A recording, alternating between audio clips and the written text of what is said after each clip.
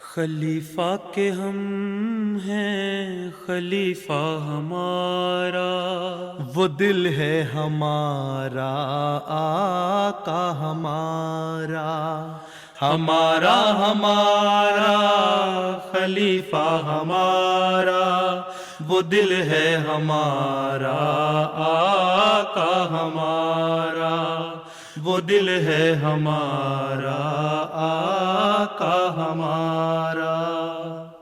Assalamu alaikum and welcome to This Week with Huzu. We are honored to present highlights of two mulaqats, one with doctors and medical professionals and the other with Amla members from Canada. We begin with Saturday's mulaqat, where Hadrat Khalifatul Masih Ayyadullah Ta'ala bin Nasr al-Aziz graciously met with doctors and medical professionals from various countries. Last Saturday, doctors and medical professionals from various countries, including the UK, the United States, Australia, Canada, and Germany, had the honor of having a mulaqat with Hazrat Khalifatul Masih V, Ayyadullah Ta'ala bin Nasr al-Aziz. The attendees were all able to introduce themselves during the mulaqat, which took place in Islamabad. They also had the opportunity to ask Hazur Anwar questions on a range of issues in relation to their field. I C U کے حوالے سے ایک سوال ہے کہ ہم encounter کرتے ہیں اینڈ آف لائف سچویشنس، اور اس میں آج کل میڈیکل ٹیکنالوجی اتنی بڑھ گئی ہے، اتنی مشینیں آ گئی ہیں کہ آپ آدمی کو جتنا مرضی عرصہ زندہ رکھ سکتے ہیں۔ تو ہماری فیملی سے انٹریکشنز ہوتی ہیں اور اینڈ آف لائف ڈسکشنز کے بارے میں تھوڑی سی گائیڈنس چاہیے کہ کیسے ان ڈسکشنز کو ہینڈل کیا جائے۔ بس آپ ڈاکٹروں کی نصیحت ہوتی ہے کہ چلو مرسی کلنگ میں چلے جاؤ، مار دو بندے کو، ہیں فیملی والے زیادہ خیال رکھنے والے کہتے ہیں نہیں جب تک سانس آ رہا ہے رہنے دو۔ تو میں تو عام طور پہ یہی لوگوں کو لکھتا ہوں، اگر برین کام کر رہا ہے، سانس لے رہا ہے اپنا کوئی 50-60% بندہ، تو ٹھیک ہے، اس کو جو بھی مشینیں لگا رہی ہیں، وینٹیلیٹر لگایا یا کوئی چیزیں لگا رہے ہیں اپنے، تو پھر اس کو چلنے دیں۔ جب بالکل نہیں چلا جائے تو پھر اتار دیں، اور اس کو بھی کچھ دیکھیں، 2-4-6 دن دیکھیں، اور دیکھ لیں بالکل ہی برین ڈیڈ ہو گیا اگر اور ختم ہو گیا تو پھر فائدہ کوئی نہیں اس کو۔ صرف پرولونگ لائف مقصد نہیں ہے، کوالٹی آف لائف بھی تو ہونی چاہیے نا۔ تو وہ پھر لوگ رشتہ داروں سے پوچھ کے پھر چھوڑ دیں، اور کیا ہو سکتا ہے، اللہ پہ چھوڑیں معاملہ۔ میں تو یہی کہا کرتا ہوں، باقی جس کے اپنے جذبات ہیں، جس کا مریض ہے اس کو وہی بتا سکتا ہے نا صحیح۔ آپ اپنا جو مشورہ ہے ڈاکٹر کا، پروفیشنل مسئلہ جو بھی ہو سکتا ہے، ایکسپرٹیز جو بھی آپ کی ہے اس کے مطابق دے دیا کریں۔ Assalamu alaikum, Hazur. My question is about mentorship and education. How can we, as a group, as well as individual surgeons and doctors in training, mentor and inspire the next generation of Ahmadi youth and children to pursue a career in medicine? یہ تو نصرت جہاں والے بھی کرتے رہتے ہیں کام۔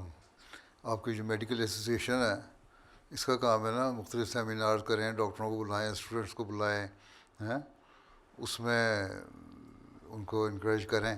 Counselling اور guidance کا جو ہے تعلیم کا شعبہ جماعت کا، ان کو بھی چاہیے نا، اسٹوڈنٹ ایسوسیشن ہے یونیورسٹیز میں، اور ویسے بھی جو سیکنڈری اسکول کے اسٹوڈنٹ ہیں ان کو شروع میں ہی کریں، تو اس طرف لائیں کہ یہ زیادہ بہتر ہے، تو پھر ہو سکتا ہے ان کا انٹرسٹ ڈیولپ ہو سکتا ہے۔ ادروائز آپ کیا کر سکتے ہیں، جو کالج میں ایک دفعہ چلا گیا، گریڈ 12 جس نے کر لیا، اس نے پروفیشن لے لیا، لاء میں چلا گیا یا انجینئرنگ میں چلا گیا، کمپیوٹر سائنس میں چلا گیا۔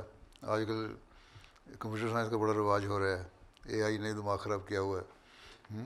اس سے پہلے ان کو کاؤنسلنگ ہونی چاہیے۔ اس کے لیے ایجوکیشن سیکرٹری جو ہے آپ کا جماعت کا، اس کے ساتھ مل کے میڈیکل ایسوسیشن کو چاہیے کاؤنسلنگ کے لیے، گائیڈنگ کے لیے کوئی اپنی میٹنگز کریں، سیمینار کریں، ان کو پڑھائیں کس طرح کرنا ہے، پروگرام بنائیں۔ یہ تو آپ لوگوں نے بنانا ہے، میں تو کہتا رہتا ہوں اس بارے میں۔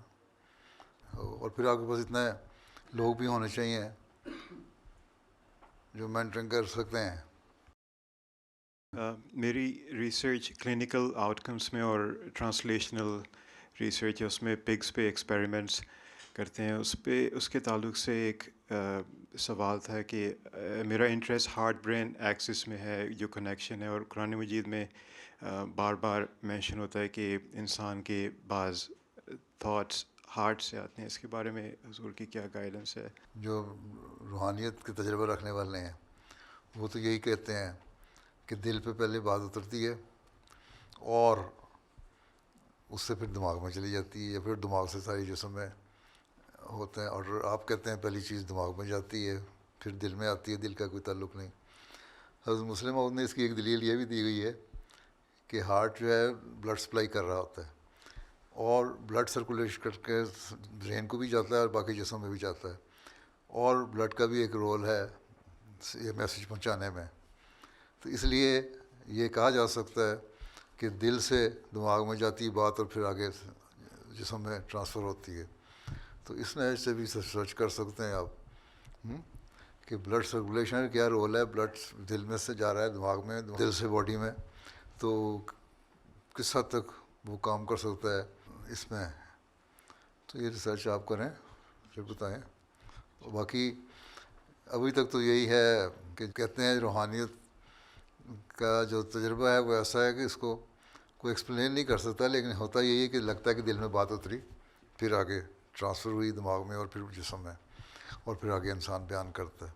اور روحانیت میں ڈوبے ہوئے کو پتہ لگ سکتا ہے. دو ہی چیزیں ہیں، ایک ریسرچ کریں ایک روحانیت میں پڑھیں. My question is regarding an incident you mentioned yesterday in the khutbah, in which the Holy Prophet ﷺ removed the arrow from Abu Qatada and then placed his saliva onto the wound, which miraculously healed. How can we reconcile these type of miraculous incidents to those who are non-believers and atheists? یہ تو سر ایک واقعہ نہیں ہے، ایسے تو کئی واقعے پہلے بھی بیان میں کر چکا ہوں.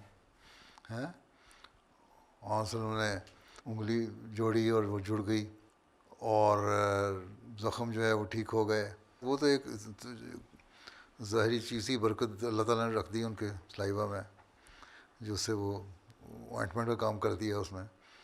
تو اب آپ لوگ کہیں گے جی اس میں تو بیکٹیریا بڑا ہوتا ہے، اس کو انفیکشن ہو جانی چاہیے، لیکن اللہ تعالیٰ کے پاس طاقت ہے، اس نے اس کو انفیکشن کی بجائے ہو سکتا ہے کوئی ایسا چیزیں نکل گئی ہوں جس نے انفیکشن کو ختم کرنے کے لیے کام کیا ہو. اور دعا جو ہے وہ بہت بڑا کام کرتی ہے. تو میریکلز ہیں، یہ ہوتے ہیں. اس کو جو ایمان نہیں لاتے ان کو کس طرح ہم بتا سکتے ہیں؟ یہ جو میں نے بتایا نا ابھی، اس طرح دل اور ہارٹ کا جو میسیج ہے اس کا نہیں پتہ لگ سکتا. تو اسی طرح یہ بھی نہیں لوگوں کو پتہ لگ سکتا، لیکن بہرحال ہوا واقعہ اور لوگوں نے بیان کیا کہ ہوا. اس سے پہلے بھی کئی لوگوں نے کہا میری پاؤں ٹوٹ گیا، میری ہڈی ٹوٹ گئی، اس کو جوڑا اور لائیوا لگایا اور وہاں ٹھیک ہو گیا، یا پھونک ماری یا دعا کی یا پکڑ کے رکھا ہڈی جڑ گئی. تو میریکلز ہوتے ہیں دنیا میں، آج بھی ہوتے ہیں. لوگ عام طور پہ کہتے ہیں جی یہ ہو گیا، پتہ نہیں کس طرح ہو گیا، لیکن وہ دعا سے ہوا. ہمیں تو دعاؤں کا یقین ہے نا، بعض دفعہ دعاؤں کے بغیر بھی ہو جاتا ہے. اللہ تعالیٰ ویسے کسی کو شفا دے دیتا ہے. تو یہ ہوتے ہیں. اب یہ تو گواہی بتا سکتے ہیں نا، جو انہوں نے کہہ دیا مجھے ہوا تو ہوا. اب بھی ہو جاتے ہیں بعض دفعہ کوئی چیزیں نہیں ٹھیک ہونے والی ہوتی ہیں. تو حضرت صلی اللہ علیہ وسلم کا تو بڑا مقام ہے. حضرت مسیح علیہ السلام کے زمانے میں بھی آپ دعا کرتے تھے، ہاتھ رکھتے تھے اور لوگوں کو شفا ہو جاتی تھی. اور بعض اور بزرگوں کے واقعات ملتے ہیں اس طرح کہ ہاتھ رکھا، دعا کی اور صحت مل گئی، وہ دوائی کے بغیر ہی مل گئی. اور بعض دفعہ یقین بھی ہوتا ہے نا کوئی کسی بات پہ، تو وہ سائیکلوجیکلی پہ اثر انداز ہو رہا ہوتا ہے. تو مختلف صورتیں ہوتی ہیں. ٹھیک ہے. In Invitation to Ahmadiyyat کتاب میں ایک ریفرنس ہے کہ one of the signs of latter days would be the increase in sudden death. اور اس کے اندر 2 reasons بیان ہوئے ہیں، ایک alcohol use اور دوسرا جو ہے وہ weakness of nerves from overwork and stress. اس بارے میں حضور انور کی کیا ہدایت ہے کہ how can we as doctors, physician اور خدا can work on our nerves؟ Alcohol جو ہے وہ تو اب یہ کہنے لگ گئے ہیں. اب وہ پہلے کہتے تھے نا ایک 1 پیگ یا 1 گلاس جو ہے پی لیا کرو روزانہ تو کچھ نہیں ہوتا. اب نئی ریسرچ چند ہفتے مہینے پہلے آئی تھی, اس میں لکھا تھا کہ 1 گلاس بھی نہیں پینا چاہیے, یہ بھی نرو پہ اثر ڈالتا ہے. تو ویکنیس آف نروز تو ہوگی, خود اپروو کر رہے ہیں نا اپنی ریسرچ میں. تو جس طرح جا رہے ہیں, آخر میں ان کو الٹیمیٹلی ان کو کرنا پڑے گا کہ یہ چیزیں نقصان دہ ہیں. اور اسی کی وجہ سے پھر جو اسٹریس پیدا ہوتا ہے, ٹھیک ہے, اگر اسٹرانگ نروز ہوں تو ذرا ذرا سی بات پہ آدمی اسٹریس تو نہیں لیتا نا, اور جو اسٹریس ہوتا ہے تو اس کا پھر آگے دوسرا اثر یہ ہوتا ہے کہ ڈپریشن میں چلا جاتا ہے انسان. تو یہ ایک ویشیس سرکل ہے جو چلتا ہے, اور یہ دنیا داروں میں بہت زیادہ چلتا ہے, ٹھیک ہے. اس لیے اللہ تعالیٰ تو کہتا ہے کہ نیک لوگ جو ہے نا, ان میں کم کرنے کے لیے, دن کے اطمینان کے لیے, اللہ بذکر اللہ تطمئن القلوب, تو دل کے اطمینان کے لیے اللہ کا ذکر کرو, اللہ کو یاد رکھو, ان چیزوں سے بچنے کی کوشش کرو تو ٹھیک ہے. جزاک اللہ خیر. حضور آج کل زینو ٹرانسپلانٹ جس میں مختلف جانوروں کے جو آرگنز ہیں وہ انسانوں میں ٹرانسپلانٹ کرنے کی پھر سے ایک ویو آئی ہوئی ہے, اس کے بارے میں حضور کے کیا خیالات ہیں؟ بڑی اچھی بات ہے کہ انسانی زندگی بچانے کے لیے آ جاتی ہے. تو لوگ کہتے ہیں کہ سور کا دل استعمال نہیں ہو سکتا, اگر واقعی کام ہو سکتا ہے اس سے تو استعمال کرنے میں کوئی حرج نہیں ہے. اگر اس سے انسانی زندگی بچ سکتی ہے تو بچنے کے لیے ہر چیز جائز ہے, ٹھیک ہے. اگر سور کا گوشت کھانا جائز ہے تو یہاں بچانے کے لیے تو پھر جائز ہو سکتا ہے. تو وہی مثال آ جاتی ہے, ایک مثال اللہ تعالیٰ نے دے کے ایک گائیڈ لائن دے دی ہے, تو اس کے اوپر چلیں. شیر کا دل لگا دیا کریں. چلو اللہ حافظ ہو پھر.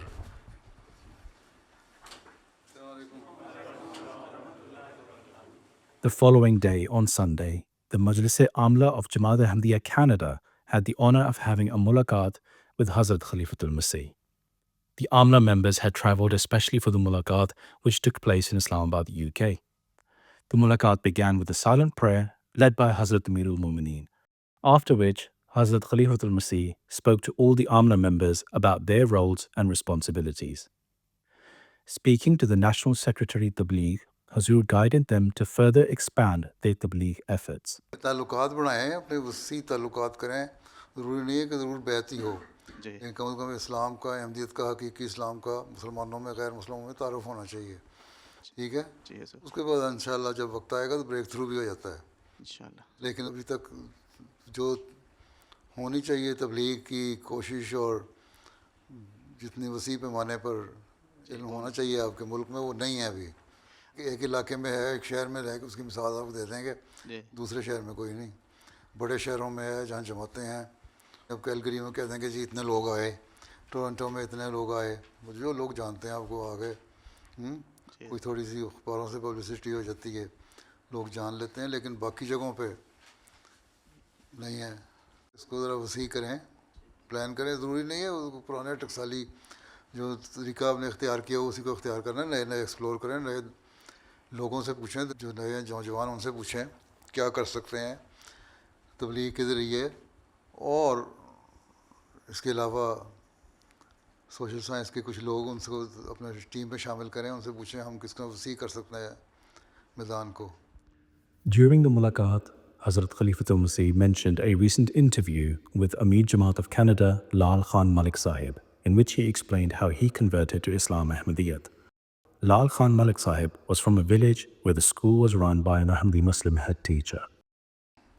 تو اچھا اسکول تھا وہ, یا احمدی ہیڈ ماسٹر تھا جس کی وجہ سے اچھا اسکول تھا, اسی وجہ سے احمدی ہیڈ ماسٹر کی وجہ سے اچھا اسکول تھا. جی, چودھری بشیر احمد صاحب اللہ تعالیٰ ان کے درجات بلند کریں. تو آپ کو تو اسی پہ قائل ہو جانا چاہیے تھا کہ احمدی ہیڈ ماسٹر ایمانداری سے کروا رہا ہے کام, تو چلو مان لو بجائے اعتراض کرنے کے. حضور وہاں یہ بات تھی کہ سب سے شریف آدمی چودھری بشیر احمد ہیں, لیکن ایک ہی خرابی ہے, ایک ہی قادیانی ہے. وہ ایک ہی خرابی قادیانی. وہ ہم یونیورسٹی میں پڑھتے تھے تو جاتے تھے لڑکے خدام الاحمدیہ کے تحت یا اسٹوڈنٹ ایسوسیشن کے تحت باہر لوگوں میں جانا, کہ تولیغ کا یہ طریقہ تھا کہ جاؤ اور ذمہ داروں کے پاس جاؤ, ان کے کام کر رہے ہیں, کسی کو حل چلانا آتا ہے, کہ ذمہ داروں کے بیٹے تھے بہت سارے ہمارے احمدی بھی, وہ حل چلانے لگ جائے ان کا, یا کہیں سے नाला ठीक करने लग जाए, पानी लगाने लग जाए और उसको बैठ के उससे बातें करें दूसरे। तो उसी तरह एक जगह हम बैठे थे, बातें कर रहे थे, तो बताया कहाँ से आए हो, कौन हो, क्या है, सुनता रहा बातें। कहता है शेख मोहम्मद अहमद मज़हर साहब वकील हैं। मैंने कहा हाँ हमारे इलाके के अमीर हैं। कहता है आदमी तो बड़ा नेक है और उन जैसा वकील भी कोई नहीं, पर एक नक्श है वो अहमदी मर्दाई है। तो यही हाल आपका है। तो आपने भी यही कहा चौधरी बशीर साहब नेक तो हैं पर मर्दाई हैं। चलें आपकी इस्लाह होगी, उस बंदे की पता नहीं इस्लाह बाद में हुई कि नहीं। Hazrat Khalifatul Masih also spoke to the Amur-e Amma secretary and reminded him of the wide-ranging responsibilities of the department. अमूरामा का बहुत सारा काम है लोगों की हमदर्दियाँ लेने के लिए, उनके जॉब के लिए कोशिश करना, उनको रिहाइश के लिए कोशिश करना, उनकी सहूलतों के लिए कोशिश करना, उनको टिकाने के लिए किस तरह उनको सिस्टम में एब्जॉर्ब करना है, किस तरह एडजस्ट करना है नए आने वालों को। ये चीज़ें आप करेंगे ना तो आपसे एक ताल्लुक़ पैदा हो जाएगा। अमूरामा का जो खौफ है, हवा बैठा हुआ है ना, वो दिल से दूर होगा लोगों का, और उसकी जगह ये होगा कि ये पहले तो एक ऐसा इदारा है जो सोशल सर्विस का इदारा है, और इसके लिए हमारी इस्लाह के लिए बाज़ दफ़ा इनके सपोर्ट दूसरा काम भी किया हुआ है। तो ये एक ज़ायद काम है जो वो करते हैं।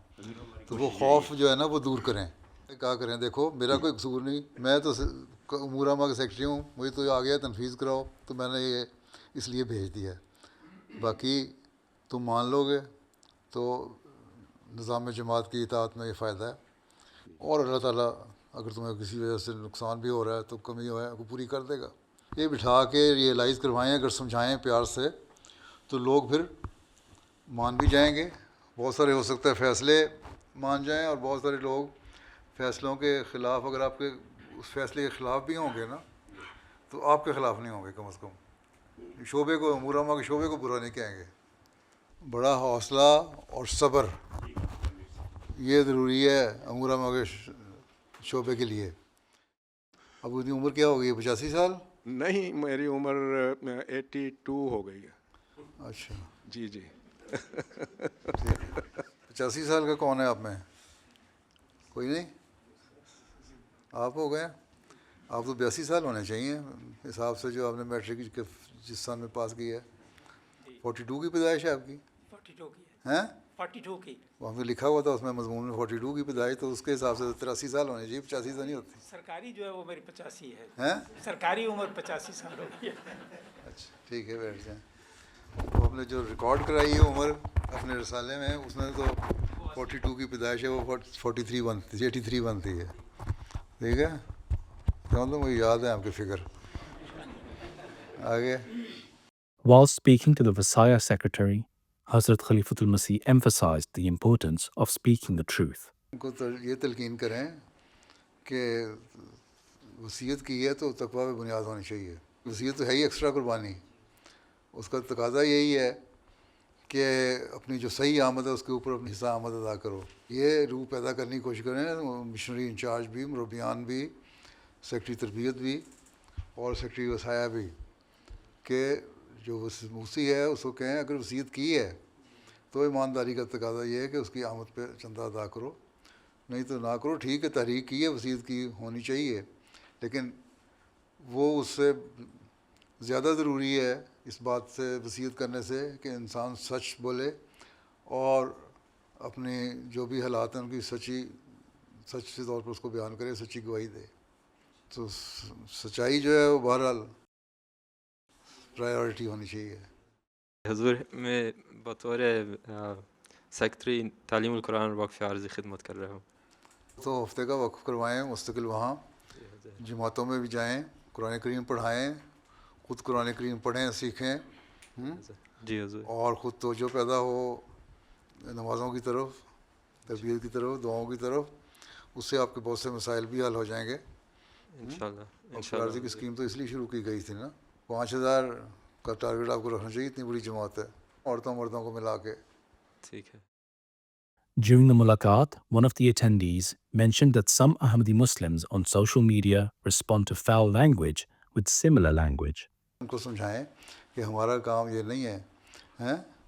हमारा काम तो ये गालियाँ सुन के दुआ दो, पाके दुखा आराम दो। تو یہ تو جواب تبلیغ نہیں ہے. وہی اسی طرح اگر ہم نے گالیوں کا گالیوں سے جواب دینا ہے تو فرق کیا ہے ہمارے میں اور ان میں. اور عمومی طور پہ خطبات میں اور خدام الانبیاء انصار اللہ لجنہ کے ذریعے سے یہ ان کی مجالس میں یہ اعلان کرتے رہا کریں, ان کو تلقین کرتے رہا کریں کہ ہم اگر سوشل میڈیا پہ کسی نے جواب دینا بھی ہے تو صبر اور حوصلے سے دینا ہے. وہی زبان اگر ہم نے استعمال کرنی ہے تو پھر فائدہ کیا. تو اللہ تعالیٰ نے تو فرعون کے لیے بھی موسیٰ کو کہا تھا قول لین استعمال کرو. ٹھیک ہے حضور, انشاءاللہ. حضور سیکرٹری تعلیم کی ایک اہم ذمہ داری یہ ہوتی ہے کہ وہ ہائر ایجوکیشن کے لیے لوگوں کو ترغیب دیتا ہے. تو آج کل حضور اے آئی آرٹیفیشل انٹیلیجنس نے کافی شعبوں میں انقلاب برپا کر دیا ہے. کمپنیاں ابھی کارکنان کو بھی اے آئی سے تبدیل کر رہی ہیں. تو حضور آپ سے رہنمائی کی درخواست ہے. آپ بھی اے آئی سیکھ لیں, آپ بھی اے آئی کے ایکسپرٹ اتنے ہو جائیں کہ وہ آپ ان کو نئی سے نئی چیز بنا کے دیں تو وہ لوگ آپ کو امپلائی کریں گے. لیکن اے آئی نے وہ تو وہی کچھ کرنا ہے جو اس میں آپ فیڈ کر رہے ہیں. اس میں کوئی اپنا دماغ تو نہیں لے کے آنا. آخر انسانی ذہن کی ضرورت ہے نا, اور وہ ویسا فرٹائل ذہن جو زیادہ اس کو فیڈ کر سکے نئی نئی چیزیں, اس کو جو کمپنیاں ہیں وہ بھی اس کو لینے کی کوشش کریں گی. تو وہ لوگ جو ہیں وہ احمدی ہونے چاہیے. ٹھیک ہے, تو اس کے لیے کوشش کریں آپ. باقی اب چائنا نے امریکہ کی مارکیٹ کو ساری نیچے گرا دی نا, شیئر مارکیٹ ان کی بلینز ٹریلینز نیچے چلی گئی. وہ کہتے ہیں جو $20 بلین میں تم نے امریکہ نے پروگرام بنانا تھا, چائنا نے $5 ملین بنا دیا. ٹھیک ہے, ان کا دماغ ہے نا, وہاں اسی طرح کا دماغ بناؤ تو کام آ جائیں گے. بہرحال ہم نے مقابلہ کرنا ہے نا دنیا کا, تو جس فیلڈ میں بھی جا کے اوپر جا رہے ہیں ہم نے جانے کی کوشش کرنی ہے تاکہ ایک حد پہ جا کے ان کو بتائیں کہ اے آئی کی کیا لمیٹیشنز ہونی چاہیے. ٹھیک ہے. آپ نے ایک ملاقات کے دوران فرمایا تھا کہ دنیا داروں کی نگاہ بہت دور تک ہوتی ہے اور وہ اکثر 30 سال آگے کی پلاننگ کرتی ہیں, اور ہمیں بھی اس طرح کی پلاننگ کرنی چاہیے لیکن دنیا دار بن کے نہیں. ہاں جی ضرور. تو اس میں ضرور رہنمائی فرمائیں اس سلسلے میں ہم اس طرح کی پلاننگ کرتے ہوئے کن باتوں کو مد نظر رکھیں اور کیسے کریں. جماعت احمدیہ کی ٹارگیٹ کیا ہے, یہی ہے نا, اللہ اور رسول کا پیغام جو ہے دنیا میں پہنچے. جی ٹھیک ہے, اس کا ایک شارٹ ٹرم پلاننگ ہے, ایک لانگ ٹرم پلاننگ ہے. حضرت مسیح علیہ السلام نے کیا کہا ہے, کس مقصد کے لیے میں آیا ہوں. اسلام کی تعلیم کے مطابق بندے کو خدا کے قریب کرنا اور حقوق کی ادائیگی کروانا, ایک دوسرے کے حق ادا کرنا. اور ان حقوق میں قرآن شریف نے تفصیل بیان کر دی. یتیموں کا حقوق ہے, بیواؤں کا حقوق ہے, غریبوں کے حقوق ہیں, بیوی کے حقوق ہیں, خاوند کے حقوق ہیں. بہت سارے حقوق جو ہیں, ابھی میں نے کئی جلسوں میں مستقل حقوق کی ایک لسٹ بنائی ہے.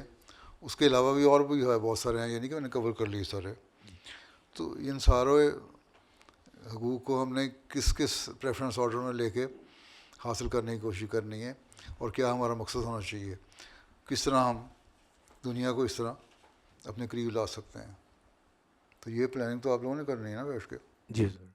اور ہر ملک کے لیے اس کی پریفرنسز مختلف ہو سکتی ہیں, ہوں گی. آپ بھی دیکھیں, اس کے مطابق کریں. جی ٹھیک ہے. جی. تحریک جدید کے قواعد کی روشنی میں سیکٹری مال کا کام ہے کہ وہ کمانے والے افراد کا ان کی اصل آمد کی تشخیص کر کے بجٹ بنائے. اس سلسلہ میں اگر لوکل جماعت کا سیکٹری مال اور صدر کمانے والے افراد کے رہن سہن اور متوقع آمد کی تشخیص کر کے بجٹ بناتے ہیں, لیکن وہ شخص سمجھانے کے باوجود بھی کم آمد بتاتا ہے, تو اس صورتحال میں کیا کرنا چاہیے؟ بات یہ ہے کہ لوکل سیکٹری مال اگر ایکٹیو ہے اور صدر جماعت ایکٹیو ہے تو ان کو کہے کہ تمہارا رہن سہن تو یہ بتاتا ہے کہ تمہاری آمد اتنی ہے.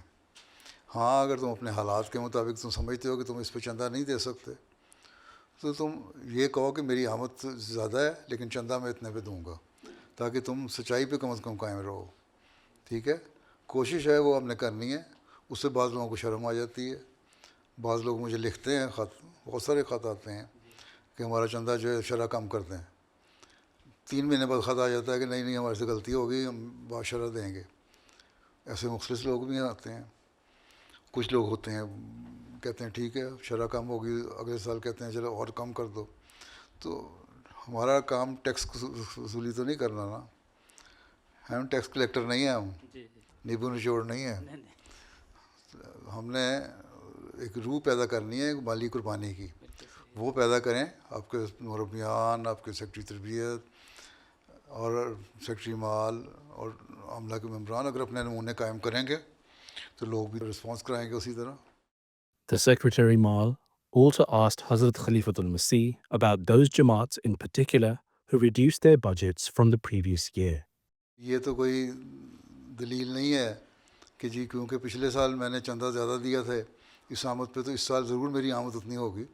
بہت سارے کاروباری لوگ ہیں جن کے بزنس نیچے چلے گئے، وہ پچھلے سال زیادہ دے دیے تھے، اس سال نہیں دے سکے. ان کی جائز وجہ ہے، اس کو آپ کو ایکسیپٹ کرنا چاہیے. اور اگر یہ عادت بن گئی ہے تو ان کو بیٹھ کے سمجھائیں، میٹنگ کریں ان سے، تب آپ کو ان کے حالات کا پتہ لگے گا اور ہمدردی کا تقاضا بھی ہوگا. پھر ان سے ہمدردی بھی کریں اور ٹھیک ہے اس شرح سے کم کر دیں. حقائق پہ اپنی ڈیٹا ہونا چاہیے ہمارا، اور اسی پہ ہم نے اپنی بنیاد رکھنی چاہیے. تو دیکھیں کہ وہاں کے حالات کیسے ہیں. دنیا کے اکانومی کے حالات نیچے جا رہے ہیں، لوگوں کی ملازمتیں ختم ہو رہی ہیں، اور دوسرے یہ ہے کہ اب مہنگائی کی وجہ سے لوگ اخراجات بڑھ رہے ہیں، چندہ شرح سے نہیں دے سکتے. تو یہ ساری چیزیں ایک ہمدردی کے نقطۂ نظر سے اگر ہم سے میٹنگ کر کے کریں گے اور اپنی ٹیم بنائیں گے، انسپیکٹران کو بھیجیں گے، نائب امراء کو بھیجیں گے، مربیان کو بھیجیں گے، تو آپ کو کچھ فرق پڑ جائے گا اس سے. اور جو نہیں ہے تو پھر اللہ پہ توکل کریں، اللہ تعالیٰ سے کہیں ہم نے جو کوشش کرنی تھی کر لی، اب اس میں برکت ڈالنا تیرا کام ہے. اگر ہم لنگر خانے میں کام کرتے تھے، ہماری 1 لاکھ آدمیوں کی روٹی پکانے کا آرڈر آتا تھا، پکتی تھی ہمارے سے مشکل سے 80,000 لوگوں کی تھی، اور تقسیم ہوتی تھی وہ 1.25 لاکھ کو ہو جاتی تھی اور ہوتی بھی پوری تھی. تو اللہ تعالیٰ برکت ڈال دیتا تھا اس میں. اسی طرح آپ بھی برکت ڈال دے گا انشاءاللہ. آپ کے روپے میں، آپ کی رقم میں. اصل چیز تو برکت ہے، اللہ تعالیٰ کی طرف سے ہو، تقویٰ پہ مبنی بنیاد ہوگی ساری چیزوں کی، تو اللہ تعالیٰ برکت ڈالتا ہے. ٹھیک ہے، جزاک اللہ. کچھ اللہ تعالیٰ پہ کام بھی چھوڑ دیں، اپنی محنت پوری کریں. اجتناتا میں جیسے عرض کیا، ہمارے ہاں بھی اور مرکز کی ویب سائٹ پہ تجاویز تو بہت بنتی ہیں، سکسیس ریٹ بہت ہی کم ہے، 1% سے بھی کم ہے. اس بارے میں حضور کی کوئی رہنمائی؟ آپ کا کام ہے کوشش کرنا، کوشش کرتے رہنا. کبھی آپ رشتہ تجویز کرتے ہیں تو لڑکی والے کہتے ہیں اس لڑکے میں یہ نقص ہیں، لڑکے والا کہتا ہے لڑکی میں یہ نقص ہے. عموماً یہ ہوتا ہے کہ جو پڑھے لکھے لڑکے ہیں، کمانے والے لڑکے ہیں، وہ والدین کہتے ہیں کہ ان کا رشتہ تو ہم آپ ہی کر دیں گے، کیونکہ یہ تو ہمارے کام کے بچے ہیں نا، پیسے پوسے بھی لینے، ہم نے ایسی بیوی لائیں گے جو اعتراض نہ کرے لڑکے کو پیسے دینے پہ. اور لڑکیاں جن کی بڑی ہو رہی ہیں ان کے آپ کروا دیں. دوسری بات یہ ہے کہ لڑکیوں نے خود بھی، ہم تعلیم کے کر رہے ہیں، حاصل کر رہے ہیں، اس کے بہانے 26، 27، 28 سال کی عمر تک چلے جاتے ہیں اور پھر رشتے ملنے مشکل ہو جاتے ہیں. تو یہ چیزیں آپ سمجھائیں تربیت کے ذریعے سے، مربیان کے ذریعے سے، کہ شادی کی جو عمریں ہیں اس میں دیکھنا چاہیے اچھے رشتے آئیں، دعا کر کے فیصلہ کرنا چاہیے. تلقین ہی ہے جو آپ کر سکتے ہیں، بار بار کوشش ہے. جی حضور. ٹھیک ہے نا، نصیحت کرنا ہمارا کام ہے، باقی نتائج اللہ تعالیٰ سے دعا کریں، اللہ تعالیٰ بہتر نتائج پیدا کرے. ٹھیک ہے، چلو پھر اللہ حافظ. Those were highlights from mulaqats that took place last weekend. We now end with our final segment, the Friday Sermon Summary. In today's Friday sermon, Hazur, may Allah be his helper, spoke regarding the Battle of Khaybar. Towards the end of his sermon, Hazur, may Allah be his helper, appealed for prayers in light of the dire circumstances of the world. جیسا کہ میں دعا کے لیے کہتا رہتا ہوں، دنیا کے حالات کے بارے میں، مسلمانوں کے حالات کے بارے میں، فلسطینیوں کے لیے خصوصاً، اور مسلمان دنیا کے لیے عموماً بہت دعا کریں. ان کے حالات بظاہر تو یہ لگتا ہے لوگ خوش ہیں کہ شاید سیز فائر ہو گئی تو بہتر ہو جائیں گے، لیکن بد سے بدتر ہو رہے ہیں. نئے امریکن صدر کی پالیسی اور اسکیم ظلم کی ایک اور انتہا پہ پہنچی ہوئی ہے. پہلے تو امریکن کہتے تھے ہمارے ملک کے لیے خطرناک ہے اور باہر دنیا میں دخل اندازی نہیں کرتا، لیکن اب تو یہ ساری دنیا کے لیے خطرناک بن چکا ہے.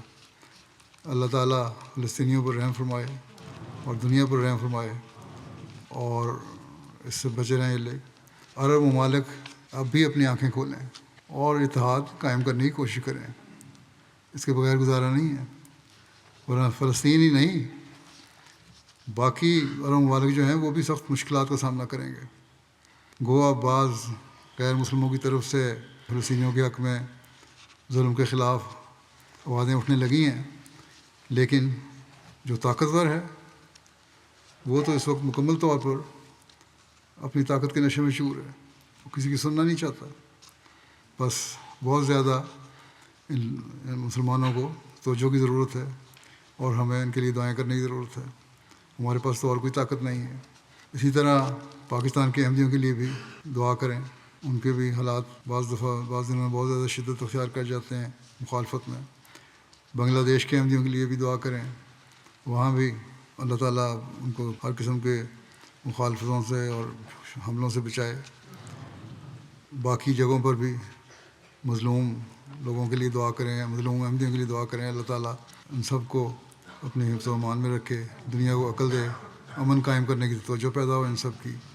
اللہ تعالیٰ ہمیں دعاؤں کی توفیق دے.